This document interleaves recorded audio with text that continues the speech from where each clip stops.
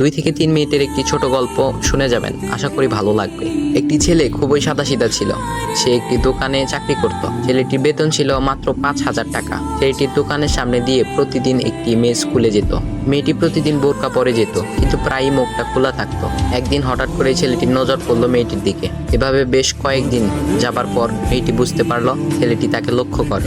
মেয়েটিও বাঁকা চোখে ছেলেটির দিকে তাকাতে শুরু করলো। ছেলেটি মেয়ের চলাফেরা দেখে মুগ্ধ হলো।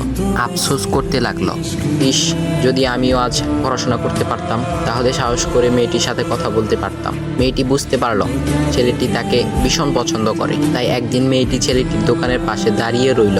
তখন ছেলেটি দুপুরের খাবার খাওয়ার জন্য দোকানের বাইরে আসে। সে চায়ের দোকানে গিয়ে 5 টাকার একটি রুটি খেয়ে পানি পান করে আসতে লাগলো। তখন মেয়েটি তার কাছে গেল। তুমি ভাত খেলে না, রুটি দিয়ে পেট ভরবে? তখন ছেলেটি মেয়েটিকে দেখে অবাক হয়ে গেল। তখন ছেলেটি বলল, আমি ভাত খেলে আমার মা, বাবা আর ছোট বোনকে কি খাওয়াবো? মেয়েটি শিক্ষিত, তাই অল্পতেই বুঝে গেল। সে হাত ধরে বলতে লাগলো, তাহলে তুমি যে আমাকে পছন্দ করো, আমাকে কি খাওয়াবে? তখন ছেলেটি বলল, আমি তো তোমাকে আপন করে পাওয়ার জন্য দেখি না, কারণ সে যোগ্যতা আমার নেই। তবে এটা সত্যি যে তোমাকে দেখলে আমার খুব ভালো লাগে, তাই দেখি। মেয়েটি ছেলেটির কথা শুনে চোখের পানি ধরে রাখতে পারলো না। সে বুঝে গেল ছেলেটির চরিত্র ও ভাবনা অনেক সুন্দর। সেদিন মেয়েটি চলে গেল। বাসায় গিয়ে রাত্রিবেলা মেয়েটি অসুস্থ হয়ে পড়ল। পরে তাকে ডাক্তারের কাছে নিয়ে আসা হলো।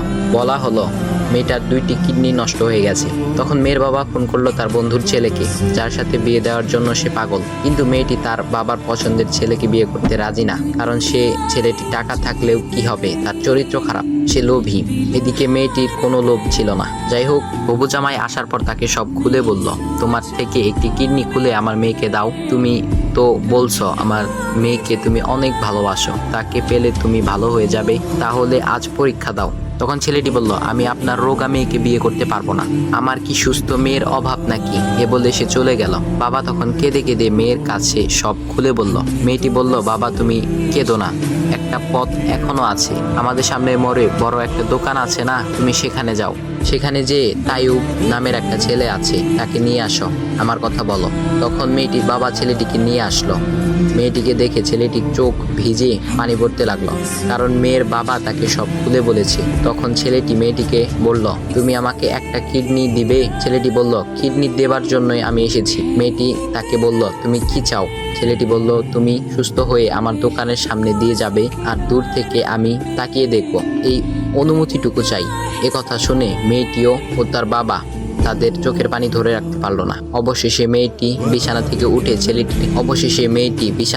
উঠে ছেলেটির 2 পা জড়িয়ে ধরে বলল, এ জীবনে তোমার থেকে আমাকে মৃত্যু ছাড়া আর কেউ আলাদা করতে পারবে না। তারপর মেয়েটি বলল, আমার কোনো কিডনি নষ্ট হয়নি, এসব ছিল আমার সাজানো নাটক, আমি যা ভেবেছিলাম তাই হয়েছে। তোমাকে দেখে বুঝেছিলাম তুমি আমার একমাত্র যোগ্য। এখন ভাই, তোমাদের এত সুন্দর একটা গল্প শোনালাম, কিপটামি না করে ভিডিওতে লাইক দাও আর একটা কমেন্ট করো।